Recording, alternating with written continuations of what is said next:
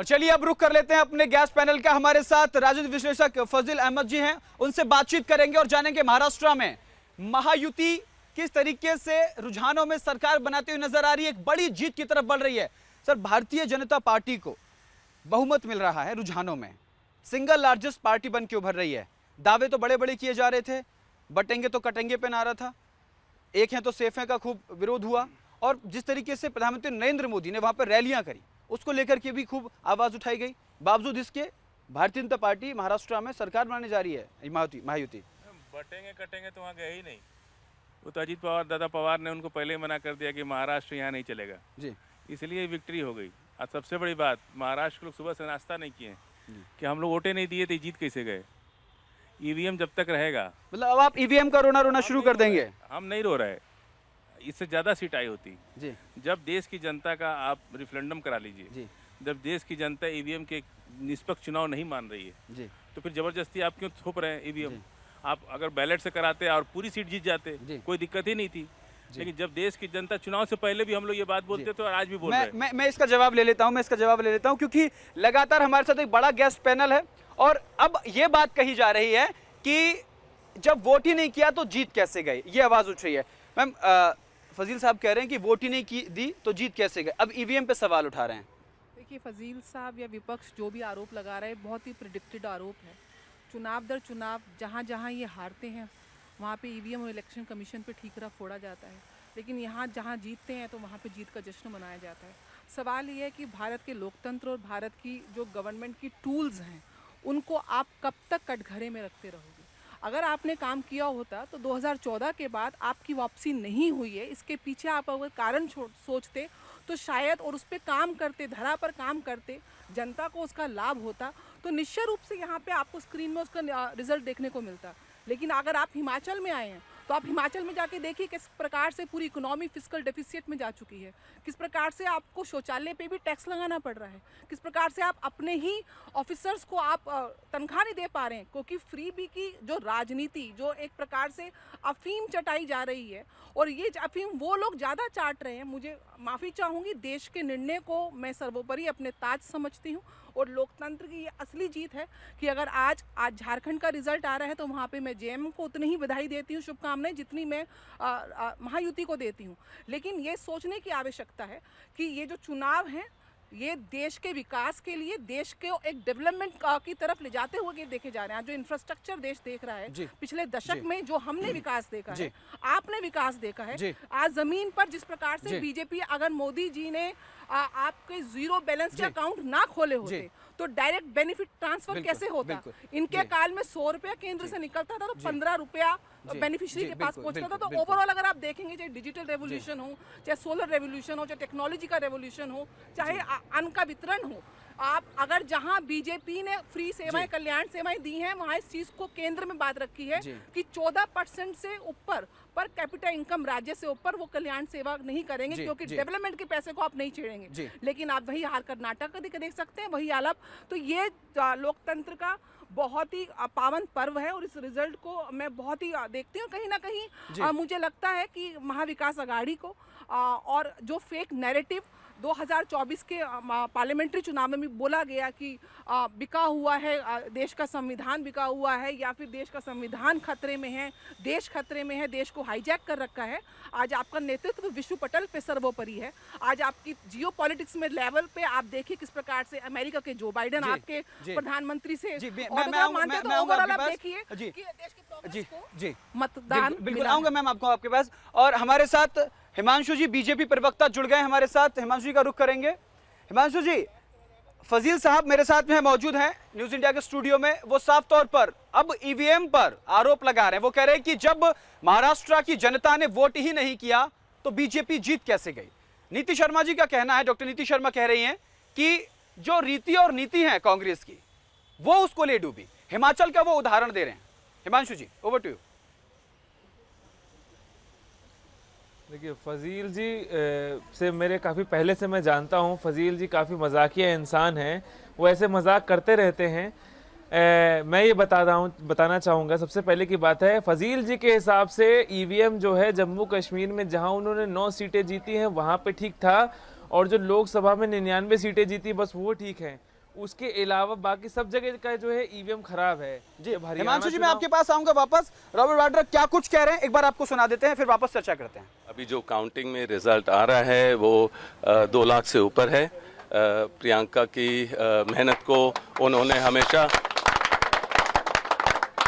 वायनाड की जनता तो उनको प्रियंका की मेहनत की समझ है, अंदाज़ा है, पर पूरे देश को पता है कि जब भी कोई भी दुर्घटना या कुछ भी इशू होता था, प्रियंका हमेशा उनके साथ है, जनता के साथ ही पूरे देश में। पर मैं हमेशा, मेरी पुकार थी कि प्रियंका को संसद में होना चाहिए, एक सांसद के रूप में होना चाहिए। और मुझे प्रियंका गांधी जिंदाबाद, वाड्रा साहब जिंदाबाद, वाड्रा साहब जिंदाबाद, वाड्रा साहब जिंदाबाद, सोनिया गांधी जिंदाबाद, राहुल गांधी जिंदाबाद। तो मैं उम्मीद करता हूँ जिंदाबाद, प्रियंका गांधी जिंदाबाद, रॉबर्ट वाड्रा जिंदाबाद, रॉबर्ट वाड्रा जिंदाबाद, राहुल गांधी जिंदाबाद, राहुल गांधी जिंदाबाद, सोनिया गांधी जिंदाबाद। तो मैं उम्मीद करता हूँ कि रिकॉर्ड मतदान से प्रियंका जीतें। और मैं चाहता हूँ कि देश में अब जब वो संसद में होंगी सांसद के रूप में, वो जो भी ऑपोजिशन लीडर होगी उनको वो आंख से आंख मिलाकर सवाल पूछ लेंगी। जो जनता की सवाल हैं उनके जवाब जो बीजेपी छुपाती है, प्रियंका उठाएंगी और जनता की आवाज़ को बुलंद करेंगी। उनके जो समस्या है उसका समाधान ज़रूर ढूंढेंगी। सुबह जब रिजल्ट आ रहा था, अभी आप घर से आए हैं तो घर पे आप होंगे, प्रियंका जी भी रिजल्ट देख रही थी और आप भी, मुझे लगता है, उत्सुकता के साथ रिजल्ट देख ही रहे थे। उस वक्त उनका क्या रिएक्शन था? प्रियंका अपनी किताब। तो आप सुन रहे थे वायनाड से रॉबर्ट वाड्रा को, जो साफ तौर पर प्रियंका गांधी वाड्रा की जीत पर मीडिया से बातचीत करते हुए नजर आ रहे थे। वायनाड में लोकसभा का उपचुनाव हुआ राहुल गांधी के सीट खाली करने के बाद, और अब 2.5 लाख से ज्यादा वोटों से प्रियंका गांधी वाड्रा जो है वो बढ़त बनाए हुए हैं, उस पर जीत की खुशी जो है वो देखने को मिल रही है। हिमांशु जी लगातार हमारे साथ बने। हिमांशु जी, वायनाड में प्रियंका गांधी लोकसभा का चुनाव जीतने जा रही हैं। इसका मैं यही बोलना चाहूँगा, अब कांग्रेस वाले जो है संविधान की बात करते हैं, पर जब वायनाड में प्रियंका वाड्रा जी जमात इस्लामी, जो कि एक आलोकतांत्रिक संगठन है, उनसे जाके मिलती है और उनका सहायता मांगती हैं, तब इनका संविधान कहाँ गया था? जब देश की गवर्नमेंट ने उसको एक आलोकतांत्रिक संगठन बता दिया है, तब ये उनसे मिलेंगे, सांठ-गांठ बनाएंगे, उनसे बोलेंगे कि हमको वोट दिलवाइए, ठीक है? तब इनका ठीक है, तब इनका संविधान खतरे में। जब ये खाली कॉपियां बांटते संविधान की तब ये ठीक है। अब ये जो है, अब ये मैं बोलूं कि यहाँ का ईवीएम खराब था तब नहीं। ईवीएम को लेकर फजील साहब कहते हैं हमारे साथ। अब बात कर लेते हैं, महाराष्ट्र की बात हो गई, वायनाड की बात हो गई, अब उत्तर प्रदेश को लेकर बात कर लेते हैं, क्योंकि उत्तर प्रदेश में 9 सीटों पर विधानसभा का उपचुनाव हुआ और उसमें 6 सीटों पर भारतीय जनता पार्टी बढ़त बनाए हुए है और 3 सीटों पर समाजवादी पार्टी के प्रवक्ता हमारे साथ मौजूद हैं। यादव राहुल जी, उत्तर प्रदेश का अगर जिक्र करें तो वादे भी किए गए, नारे भी दिए गए, पीडीए का नारा भी दिया गया, लेकिन खैर सीट की अगर मैं जिक्र करूं तो खैर सीट पर वाल्मीकि समाज से आते हैं, भारतीय जनता पार्टी के प्रत्याशी हैं और एक लंबी चौड़ी बढ़त से आ गए हैं। पीडीए के फॉर्मूले ने खैर सीट पर काम नहीं किया क्या? देखिए, ऐसा है कि जो पिछड़ा दलित और अल्पसंख्यक का हमने फार्मूला दिया था, वो दरअसल जो समाज के पिछड़े लोग हैं, जो वंचित लोग हैं, जो मजदूर हैं, जो किसान हैं, ये उनके लिए थे।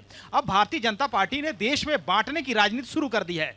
मैंने पहले ही कहा कि इन्होंने मंदिर, मस्जिद, गिरजाघर सबने बांट लिए भगवान को, सागर बांटे, धरती बांटे, मत बांटो इंसान को, लेकिन ये बांटने की राजनीति से बाज नहीं आ रहे। अभी मैडम कह रही थी कि फ्री का अफीम चटा दिया। अरे धर्म की अफीम चटा रहे हैं ये, और धर्म की अफीम चटाकर जो ओरिजिनल मुद्दे हैं, जो जेन्युइन इश्यूज हैं, इसको न्यूट्रलाइज किया जा रहा है। महाराष्ट्र में आप देखिए, और ईवीएम का इश्यू बिल्कुल ठीक इन्होंने उठाया। और इसके अलावा जो भारतीय जनता पार्टी कर रही है खरीद फरोख्त, तोड़ फोड़, तो क्या ये राजनीति ठीक है? इनका एग्जिट पोल, जो कि देश का सबसे बड़ा घोटाला है, एग्जिट पोल क्या दिखा रहा था? झारखंड में किसकी सरकार बन रही है? 50 से ज्यादा सीटों पर जेएमएम आगे है। तो मुझे लगता है कि उत्तर प्रदेश में अगर आपको लगता है कि 2-3 सीटों पर या 4 सीटों पर समाजवादी पार्टी आगे है, तो ये बढ़त और बढ़ेगी। और आने वाले समय में 2-3 घंटों में देखिएगा, समाजवादी पार्टी सुपड़ा साफ करेगी। प्रशासन के दुरुपयोग और जो वहां पर जो पुलिस विभाग और अदर का जो दुरुपयोग इन्होंने किया है उसको लेकर इन्होंने वहां पर थोड़ी तोड़फोड़ मचाई है, लेकिन जनता इसका जवाब देगी। हमने पूरी कोशिश की है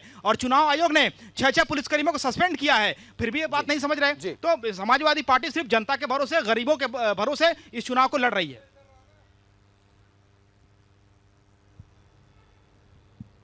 तो आपने सुना, समाजवादी पार्टी के जो प्रवक्ता हैं वो साफ तौर पर आरोप लगा रहे हैं कि उत्तर प्रदेश में और पूरे देश में धर्म की अफीम चटाई जा रही है। बातचीत करेंगे, हमारे साथ निपुण आलमवेद जी हैं। निपुण जी, उत्तर प्रदेश का चुनाव नतीजे सामने आए, भारतीय जनता पार्टी आगे है। महाराष्ट्र का जिक्र करें तो महाराष्ट्र में भी भारतीय जनता पार्टी वाली अगुवाई वाली महायुति जो है वो लगभग जीत के करीब है, रुझानों में सरकार बना चुकी है। लेकिन झारखंड में जो है वहाँ फॉर्मूला काम नहीं किया। नहीं, झारखंड में अगर आप देखेंगे तो बीजेपी सिंगल लार्जेस्ट पार्टी आपको दिखेगी। अभी 27 पे बीजेपी चल रही है और जेएनएम जो 28 पे चल रही है। लेकिन आप वोट प्रतिशत देखिए, अगर आप जेएनएम का देखते हैं तो 22% पे आपका है, और हम अगर बात करते हैं बीजेपी को 33%। हम कैसे कहते हैं कि झारखंड पीछे चल रही है। और अभी जो यादव जी सपा के भाई साहब हमारे जो बोल रहे थे, देखिए इनकी बात में कितना विरोधाभास है। विरोधाभास कैसे? एक तो कह रहे हैं कि जो यूपी में चल रहा है अभी सीटें आगे बढ़ेंगी, तो अगर सीटें आगे बढ़ेंगी 9 सीटों में तो इसका मतलब ईवीएम मशीन वहाँ पर काम कर रही है इनके अकॉर्डिंग, पहली बात। और आज तो मुझे बड़ा अच्छा लगा समाजवाद के बाद जो साम्यवाद की ओर चले गए, मार्क्सवाद की ओर चले गए, धर्म को अफीम बता दिया। अफीम नहीं है धर्म, धर्म आस्था है। नहीं, आपके पास आएंगे। हमारे साथ मैडम का कांग्रेस प्रवक्ता हरनाम जी जुड़ गए हैं, उनका रुख करेंगे। झारखंड में आप और जेएमएम साथ हैं, सरकार बनने जा रही है, क्या कुछ कहना चाहते हैं? क्योंकि यहां तो ईवीएम पर आरोप लगाना शुरू कर दिया है। झारखंड, देखिए झारखंड की जनता का कांग्रेस पार्टी और झारखंड मुक्ति मोर्चा, राष्ट्रीय जनता दल, हमारे तमाम इंडिया गठबंधन के लोगों की ओर से झारखंड की जनता का बहुत बहुत दिल की गहराइयों से धन्यवाद कि उन्होंने वहाँ पर एक बड़ा फेक नैरेटिव चला रहे थे, वहाँ पर घुसपैठियों का एक मामला चला रहे थे, बांग्लादेशियों का चला रहे थे, हिंदू मुस्लिम कर रहे थे, मंदिर मस्जिद कर रहे थे। उसके बावजूद झारखंड की जनता ने समझदारी से अपने वोट देने का काम किया और उन्होंने इंडिया गठबंधन को अपना जो बहुमत दिया है, समर्थन दिया है, आशीर्वाद दिया है, उसके लिए पूरा देश झारखंड की जनता को देख रहा है कि उन्होंने कितनी समझदारी से झारखंड में वोटिंग की है और वो कोई भी जिस तरीके की जो तोड़ने फोड़ने की राजनीति थी उस पर नहीं गए और केवल विकास की राजनीति, जो झारखंड मुक्ति मोर्चा को जबकि डिस्टर्ब किया गया, हमारे जो वहाँ सीएम साहब थे उनको अनर्गल आरोप लगाकर और गैर संवैधानिक तरीके से उनको अंदर भी रखा गया, फिर भी उसके बावजूद वहां पर झारखंड की जनता ने बहुमत दिया है, मैंडेट दे रही है। झारखंड में आप जीत रहे हैं, अपनी नीतियों की तारीफ कर रहे हैं, लेकिन अगर महाराष्ट्र में कहीं ना कहीं आपको जनादेश नहीं मिल रहा है तो वहीं ईवीएम पर सवाल उठाए जा रहे हैं। चलिए वापस यहाँ रुकते एक छोटे से ब्रेक के लिए। ब्रेक के उस पार न्यूज इंडिया पर जनता का आदेश लगातार जारी है।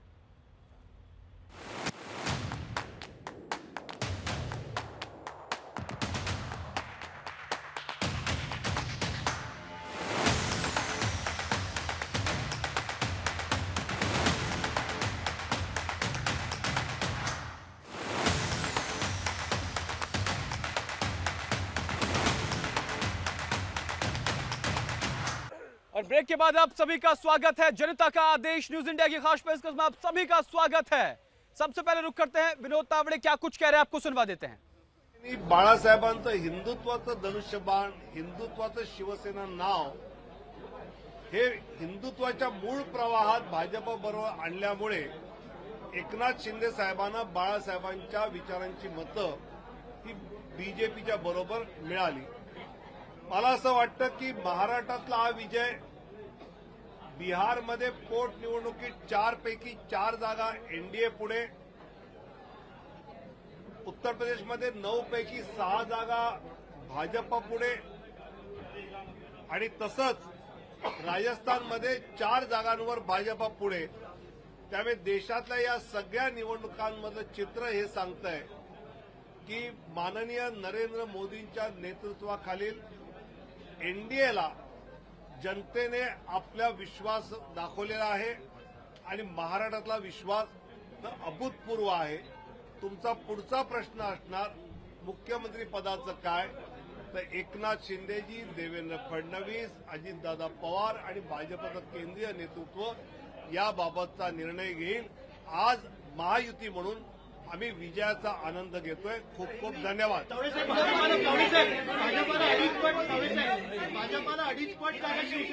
महाराष्ट्र में मतदाताओं ने जो भाजपा महायुति को जबरदस्त जीत दिलाई है, माननीय नरेंद्र मोदी जी के नेतृत्व में एकनाथ जी शिंदे, देवेंद्र जी फडणवीस और अजीत दादा पवार, रामदास आठवले आरपीआई के इन सब ने मिलकर जो चुनाव अच्छी तरह लड़ा, जो सरकार अच्छी तरह चलाई, विशेषकर मुझे लगता है कि प्रत्यक्ष लाभ की राजनीति और अप्रत्यक्ष लाभ की राजनीति होती है. अप्रत्यक्ष लाभ की राजनीति में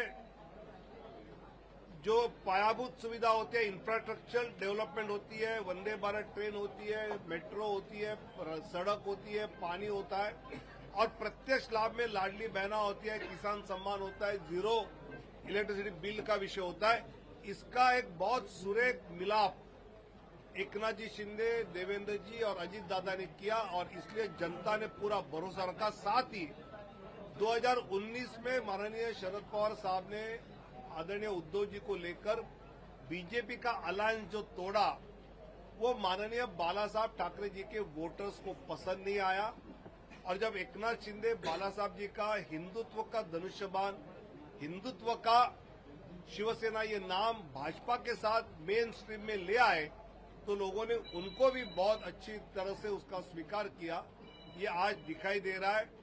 मुझे लगता है कि बिहार में 4 में से 4 जगहों पर एनडीए आगे है. उत्तर प्रदेश में 6 जगहों पर एनडीए आगे है, और राजस्थान में 4 जगह पर आगे है.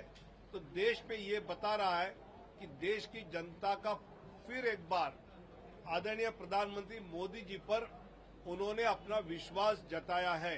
आपका सवाल यह होगा कि मुख्यमंत्री किसका. तो आप सुन रहे थे विनोद तावड़े को, जो भारतीय जनता पार्टी की महाराष्ट्र जीत को लेकर पत्रकारों से बातचीत कर रहे थे. हमारे साथ भारतीय जनता पार्टी से मनोज जी जुड़ गए हैं, उनका रुख करेंगे. मनोज जी, उत्तर प्रदेश उपचुनाव में आप शानदार जीत हासिल करने जा रहे हैं, महाराष्ट्र में आप शानदार जीत हासिल करने जा रहे हैं, लेकिन झारखंड में कहीं ना कहीं आपकी जो रैलियां थी, आपके जो नारे और वादे थे, उन्होंने काम नहीं किया.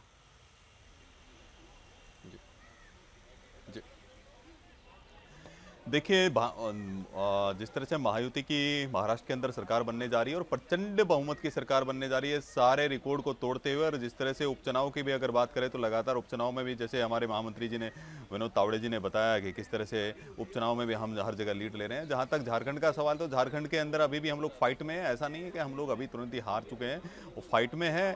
कुछ कारण होंगे, उसकी हम लोग चर्चा करेंगे, गहन मंथन करेंगे, लेकिन इतना तय हो गया है कि जो विदेशी धरती पर बैठ करके देश विरोधी बातें करते हैं, समाज को तोड़ने वाली बात करते हैं, भारत के लोकतंत्र को तोड़ने की बात करते हैं, उनके मुंह पर करारा एक तमाचा है. और ये भी तय हो गया है कि जो विरासत की राजनीति करते थे महाराष्ट्र के अंदर, वो वहाँ की जनता ने साफ साफ दिखा दिया है कि जो विचार की राजनीति करेंगे, विचारधारा की राजनीति करेंगे, उनके साथ में है. किस तरह से शिवसेना, बाला साहब ठाकरे की जो शिवसेना थी, हिंदुत्व के एजेंडे पर चलती थी, वो शिवसेना सोनिया सेना बन गई थी. उनके मुंह पर करारा तमाचा है. और जिस तरह से अजीत पवार जी की जो राष्ट्रवादी कांग्रेस पार्टी, उसके बारे में कहते थे नहीं, शरद पवार ही बड़े नेता है, अजीत पवार जी ने भी सिद्ध कर दिया. वहाँ की जनता ने आशीर्वाद देकर ये तय कर दिया है कि वहाँ पर महायुति की जो प्रचंड बहुमत की सरकार बनी है, माननीय नरेंद्र मोदी जी के नेतृत्व और वहाँ की डबल इंजन की सरकार के द्वारा जो किए गए कार्य, उनका ही परिणाम है कि वहां पर प्रचंड बहुमत की हमारी सरकार बनी है. बिल्कुल. मनोज जी, एक सवाल मेरा आपसे ये है कि महाराष्ट्र में Bharatiya Janata party single largest party बनकर उभर रही है. अगर दूसरी तरफ जिक्र करें, आप अजीत पवार का जिक्र कर रहे थे, एनसीपी अजीत पवार गुट का, तो चुनाव के दौरान कहीं ना कहीं वो पार्टी लाइन से इतर नजर आए, प्रधानमंत्री नरेंद्र मोदी की रैली से भी दूरी बनाते हुए नजर आए. क्या भूमिका रहेगी? देखिए, ऐसा है कि आप और हम बैठ करके यहाँ तय कर लेते हैं बंद कमरों में बैठ करके कि वो उस रैली में नहीं पहुंचे, उस रैली में नहीं पहुंचे हैं. तो सबके अपने पे कार्यक्रम लगे रहते हैं. हर कार्यक्रम में हर आदमी किसी कार्यक्रम में लगा रहता है. नहीं, तो जो नारे का विरोध था वो तो साफ तौर पे सामने है ना मनोज जी. उन्होंने घर में बैठकर नहीं, सार्वजनिक तौर पर उन्होंने कहा था कि बटेंगे तो कटेंगे, कि महाराष्ट्र में कोई जगह नहीं है. देखिए वो तो किस अर्थ में उन्होंने कहा था ये मैं नहीं कह पाऊंगा, लेकिन इतना है कि महायुति की सरकार बनने जा रही है, प्रचंड बहुमत की सरकार बनने जा रही है और महायुति का ही, गठबंधन का ही नेता हमारा मुख्यमंत्री तो ये भी बता दीजिए कौन होंगे मुख्यमंत्री महाराष्ट्र की अगर महायुति की सरकार बनती है तो? हम सब बराबर। देखिए महायुति की सरकार बन रही है और अभी तो हम इतने प्रचंड बहुमत से Bharatiya Janata party single largest party बनकर के आई है, सारे रिकॉर्ड को ध्वस्त करते हुए, और वहां पर सारे रिकॉर्ड हमने तोड़ दिए हैं। तो हम उस जीत का आनंद ले रहे हैं। अभी इतनी जल्दी क्या है कि कौन मुख्यमंत्री बनेगा कौन मुख्यमंत्री नहीं बनेगा, ये लोग तो जब महायुति की जब बैठक होगी तो तीनों दल तय करेंगे कि। जी चलिए, बहुत बहुत शुक्रिया मनोज जी हमारे साथ जुड़ने के लिए, बातचीत करने के लिए। हमारे साथ राजनीतिक विश्लेषक ए.के. मिश्रा जी हैं। मिश्रा जी, अभी साहब कह रहे थे कि महाराष्ट्र में वोट नहीं डाला गया है, ईवीएम का रोना रो रहे हैं वो, लेकिन झारखंड में हेमंत सोरेन सरकार रुझानों में सरकार बनाने जा रही है। उससे भी ज़्यादा बड़ी बात यह है कि झारखंड में अगर ईवीएम सही हो सकती है और प्रियंका गांधी वाड्रा जहां से लड़ रही हैं, जीत रही हैं बम्पर, वहां ईवीएम सही है। पिछले 10 सालों से ईवीएम का रोना हो रहा है और ये कितनी खतरनाक मेंटेलिटी है विपक्ष की और लेफ्ट की, इसको क्लियर करना जरूरी है। जी। आगे क्या बोलेंगे ये? अभी आगे ये बोल देंगे कि जी ये गैर कानूनी सरकार है, हम इस लोकतंत्र को नहीं मानते। बांग्लादेश इसका उदाहरण पड़ा हुआ है, वहाँ शायद बैलेट से चुनाव होते थे और 3 बार जनता ने शेख हसीना को चुना। इन विद्रोही लोगों ने, देश के इन गद्दारों ने पूरी दुनिया के लोगों से मिलके वहां ये माहौल बना दिया कि ये चुनी हुई सरकार। ए.के. शर्मा जाऊंगा इसी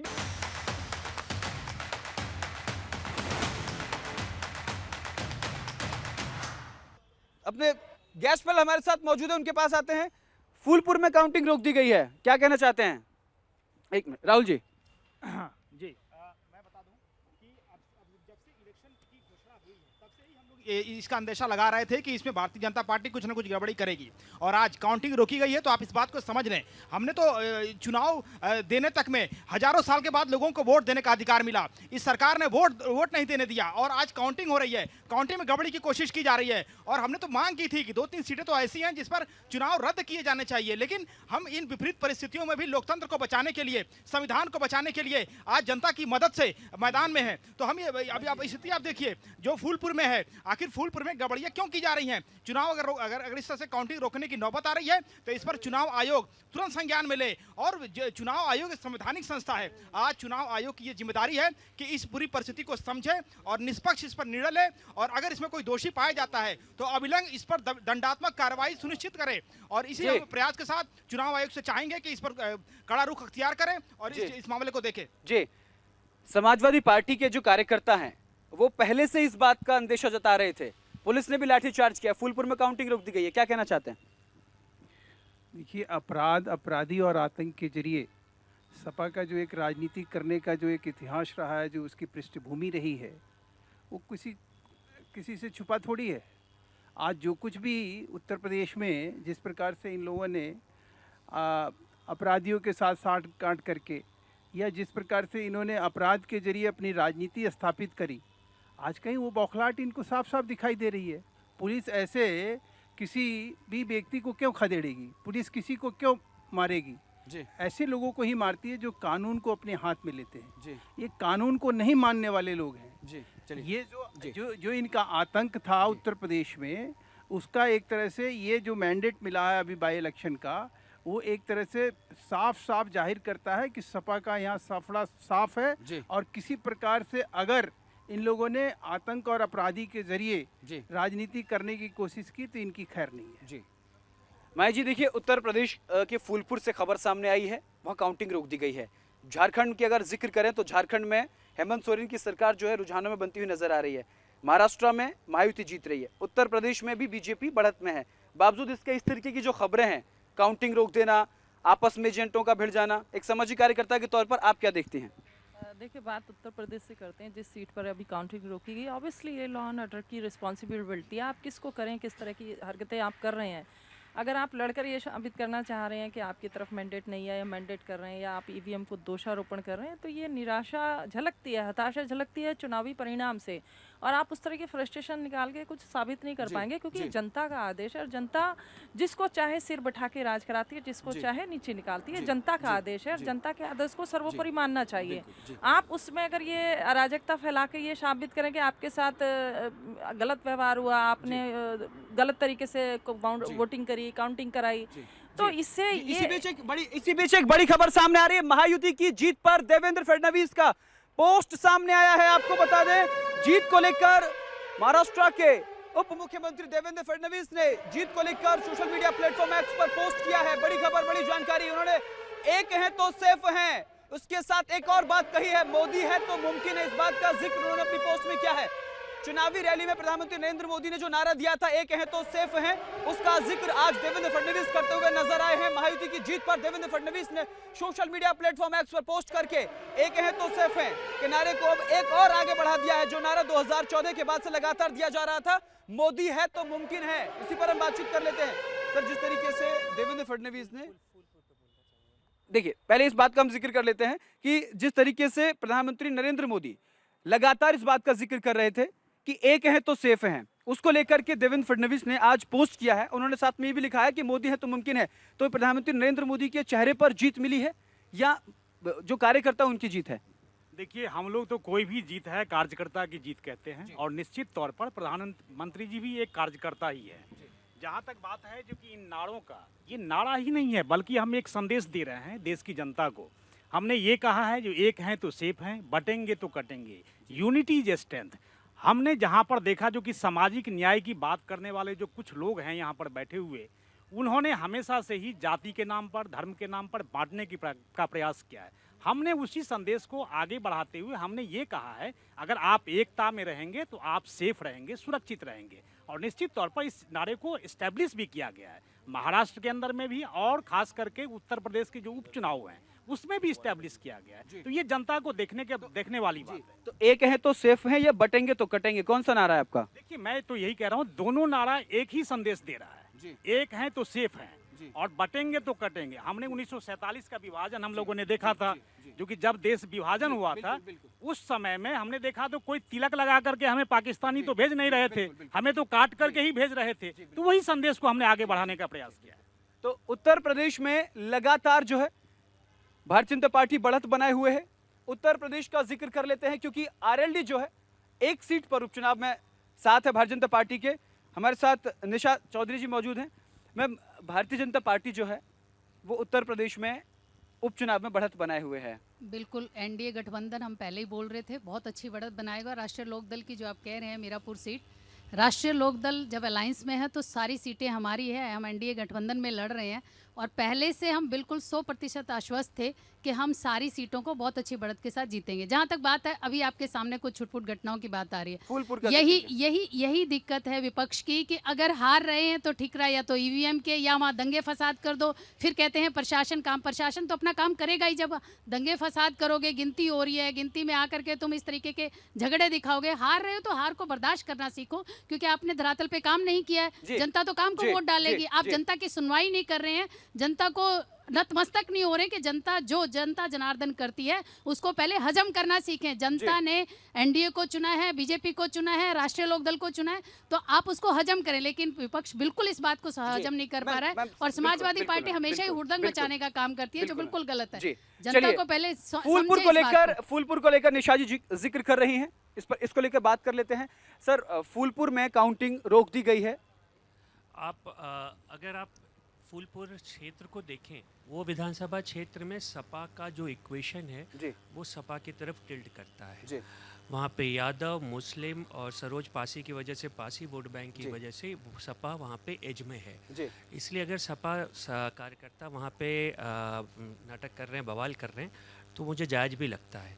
लेकिन सपा आज वही काट रही है जो उसने बोया था। जब वो सत्ता में थे तब इलेक्शंस को कैसे जीता करते थे, उनको सोचना चाहिए। तो इस हिसाब से कुछ भी गलत नहीं है। समाजवादी पार्टी पर गंभीर आरोप लगा रहे हैं कि जिस तरीके से वो जीता करते थे। राहुल जी, नहीं, ऐसा है कि समाजवादी पार्टी ने रामपुर का भी इलेक्शन दिखा है जिसमें प्रशासन के सूक्ष्म दुरुपयोग से चुनाव अपनी बात रखें। हाँ, मैं बिल्कुल करता हूँ। समाजवादी पार्टी ने हमेशा ही त्याग किया है। एक गरीब, एक पिछड़ा वर्ग का हमारा कैंडिडेट है, हम उसके लिए प्रयास कर रहे हैं। और अगर वोटों की गिनती रोकी गई है तो उसके पीछे क्या कारण है? भाई रिटर्निंग जो अफसर है, उस जिले का जो जिलाधिकारी है, उसको इस बात को संज्ञान में ले कि इस चीज को सुचारू रूप से वो उसको संपन्न कराए। लेकिन जो प्रशासन का दबाव है, जो राजनीतिक दबाव है, उसमें वो ना है, क्योंकि मुझे पता है कि फुलपुर हाई प्रोफाइल सीट है, तो उस पर प्रशासन राजनीतिक दबाव होगा, तो इससे निजात पाए और चुनाव आयोग इसको संज्ञान में ले। नहीं, अगर हार रहे हैं तो फिर दबाव बनाने की कोशिश करेंगे क्या? झगड़े मैं मांगे आपके पास। राहुल समय कम है। महाविकास आघाड़ी को लेकर अगर जिक्र करूं महाराष्ट्र में, तो महाविकास आघाड़ी में शरद पवार गुट की एनसीपी बढ़त बना रही है, लेकिन जो उद्धव गुट की शिवसेना है वो कहीं ना कहीं कमजोर नजर आ रही है, कांग्रेस कमजोर नजर आ रही है। एक्चुअल में क्या है कि 2 दिन पहले मैं चुनाव के दिन जब बात कर रहा था आप ही के चैनल पर और जगहों पर भी, तो मैंने ये बात कही थी कि महाराष्ट्र का चुनाव बहुत गड्ढमड्ढ का चुनाव है 2 पार्टियों के लिए, शिवसेना और एनसीपी के लिए। और अब जो रिजल्ट दिख रहा है वो साफ तौर पे ये दिखाई पड़ रहा है कि उद्धव ठाकरे के साथ नहीं जाने के पीछे के जिन कारणों की बात हम बार बार कर रहे हैं और भी लोग कर रहे हैं और पूरी तरीके से इस पर बात हो रही है कि वो मतलब एकदम से उल्टी दिशा में गंगा बहाना चाह रहे हैं। वो जिस तरह के विचार के साथ उस पार्टी का गठन हुआ था, उसको छोड़ करके कांग्रेस के साथ वो गठबंधन करते हैं और उसका खामियाजा उन्हें भुगतना पड़ता है। ठीक उसी तरह से अजीत पवार देखिए लीड ले रहे हैं, और अब एनसीपी का मतलब अजीत पवार इस चुनाव ने तय कर दिया और शिंदे के साथ ये दूसरी बात मैंने कही थी, Bharatiya Janata party single largest party बनेगी और सबसे ज्यादा सीट लेकर के आएगी। तो महाराष्ट्र के चुनाव में सीधे तौर पर भारतीय जनता पार्टी के पक्ष में लोगों ने मतदान किया है और सरकार बनती दिख रही है सीधे तौर पर। जी, तो हमारे साथ न्यूज़ इंडिया पर लगातार जनता का आदेश जारी है। यहां रुकेंगे एक छोटे से ब्रेक के लिए, ब्रेक के उस पार देखते रहिए न्यूज़ इंडिया पर महा कवरेज जनता का आदेश।